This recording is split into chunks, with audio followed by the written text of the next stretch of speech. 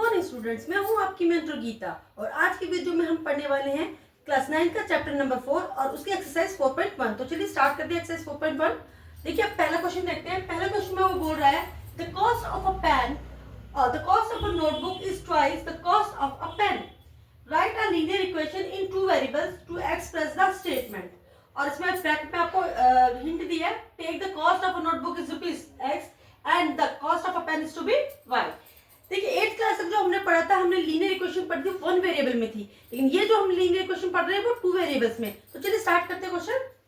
तो सबसे पहले लिखेंगे कॉस्ट ऑफ अ नोटबुक। हमें लिखेंगे cost of a notebook is equal to x।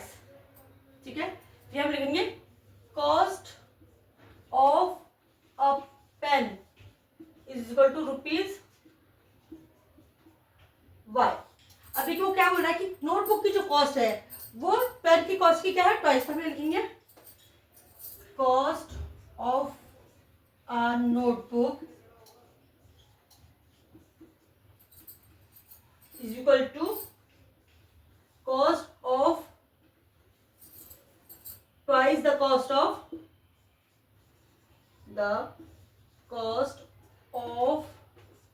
A pen. तो कॉस्ट ऑफ नोटबुक कितनी थी आपकी? कॉस्ट ऑफ नोटबुक थी x और कॉस्ट ऑफ y क्या है, ट्वाइस। ट्वाइस किसकी? The cost of pen. और कॉस्ट ऑफ पेन हमने क्या माना था, y। तो 2 × y 2y। अब हमें इसको एक्सप्रेशन में सॉल्व करना है। हम इक्वेशन बनाएंगे। ये आप हो गया x, ये इक्वल के उस साइड 2y, हम इसको इधर लेंगे तो ये प्लस में, इधर आकर क्या हो जाएगा, ये माइनस में। x minus 2y is equal to 0। ये आपकी इक्वेशन। ओके स्टूडेंट, चलिए इसी के साथ हमारा ये वाला क्वेश्चन ये पे सॉल्व हो गया। अब हम करेंगे इसका सेकंड क्वेश्चन। अब हम करते हैं क्वेश्चन नंबर 2। क्वेश्चन नंबर 2 में कह रहा है express the following linear equation in the form of ax plus by plus c is equal to 0 and indicate the value of a, b and c in each case। आपको कुछ equations दिए हैं, इनको हमने ax plus by plus c की form में जो है कन्वर्ट करना है, जो एक्चुअल में जो लीनियर इक्वेशन की क्या होती है, स्टैंडर्ड फॉर्म होती है। तो चलिए पहले बार करते हैं। पहला है 2x plus 3y is equal to 9.35 बार। तो ये 5 बार का मतलब होता है कि ये 5 जो नंबर है वो आपका बार बार यूज हो रहा है। बट हमें इस वाले क्वेश्चन में इससे कुछ लेना देना नहीं है, क्योंकि हमें सिर्फ इसको ax plus by plus c की इक्वेशन में सॉल्व करके दिखाना है। तो चलिए स्टार्ट करते हैं।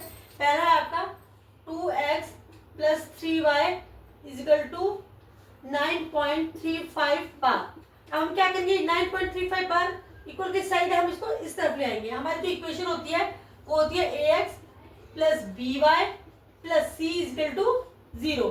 तो हम क्या करेंगे, 2x plus 3y, अब 9 इस तरफ है, इधर आ जाएगा, ये हो जाएगा माइनस 9.35 बार इज इक्वल टू 0। अब स्टैंडर्ड फॉर्म के हिसाब से देखें तो ये हो गया आपका, यहाँ पे हमें निकाली है a की वैल्यू। a की वैल्यू क्या है यहाँ पर 2x, यानी कि a is equal to 2, b आपका हो गया 3 एंड c आपका क्या होगा, c की जगह आपको दिया 9.35 बार।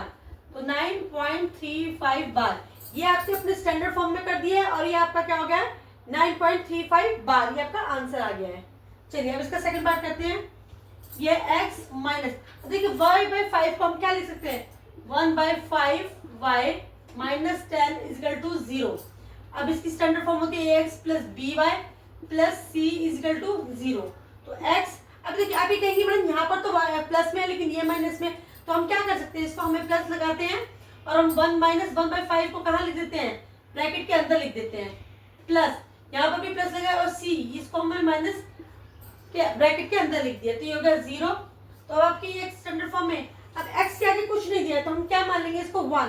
तो यहाँ पर a की वैल्यू कितनी आ गई आपकी 1, b की वैल्यू आ गई आपकी माइनस 1/5 एंड c की वैल्यू क्या आ गई आपकी माइनस 10। ओके स्टूडेंट्स, चलिए हम करते हैं थर्ड पार्ट।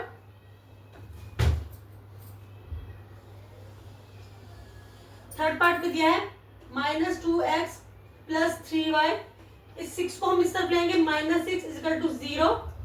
अब ये हो गया आपका ax plus by plus c is equal to 0। ये आपकी स्टैंडर्ड फॉर्म है, हमें इसमें कन्वर्ट करना है। तो मैं लिख के माइनस को 2 को अंदर रख लेंगे x plus 3y plus minus C is equal to 0। ये आपकी स्टैंडर्ड फॉर्म बन गई। अब a की वैल्यू क्या होगी इसमें, a की वैल्यू होगी आपकी -2, b की वैल्यू क्या होगी आपकी 3 एंड c की वैल्यू क्या होगी आपकी -6। चलिए अभी हमारे 3 पार्ट्स हो गए। अब हम इनके और बाकी के पार्ट्स करते हैं। हम इसका 4th पार्ट करते हैं। 4 पार्ट में दिया है आपको x is equal to 3y। आपको इसमें x दिया है, y दिया है, लेकिन यानी a दिया है, b दिया है, मगर c नहीं दिया। तो हम इसे कैसे लिखेंगे, पहले x, ये 3y इधर है, इसे हम इधर लेंगे -3y। c की जगह पे कुछ नहीं है तो हम c की जगह पे प्लस करके 0 लगा लेंगे इज इक्वल टू 0। तो ये हो गया ax plus by plus c is equal to 0। तो a की वैल्यू क्या हो गई, अब इसके आगे कुछ नहीं, हम इसे क्या मान सकते हैं 1। तो a की वैल्यू होगी आपकी 1, b की वैल्यू क्या होगी आपकी -3 एंड c की वैल्यू होगी आपकी 0। चलिए अब 5th पार्ट देखते हैं। 5th में आपको 2x माइनस 5y दिया है, इसको हम इधर लेंगे 5y। c नहीं दिया तो हम इसे प्लस 0 लिख लेंगे इज इक्वल टू 0। चलिए तो यहाँ पे हो गया ax प्लस by जो स्टैंडर्ड फॉर्म है इज इक्वल टू 0।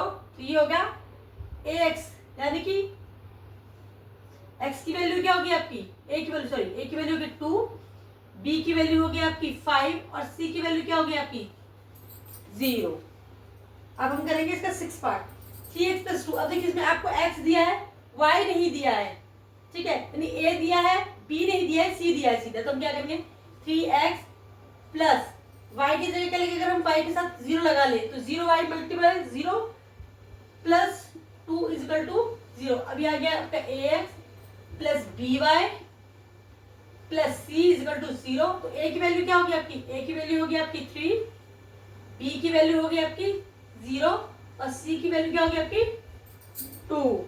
चलिए अब हम इसका करेंगे 7th पार्ट। 7th पार्ट में दिया है, यानी आपको x नहीं दिया, a नहीं दिया है, b दिया है और c दिया है। तो हम क्या करेंगे, यहाँ पे भी सेम वही करेंगे, 0x plus 1y minus 2 is equal to 0, ax plus by आपने स्टैंडर्ड फॉर्म लिख लिया।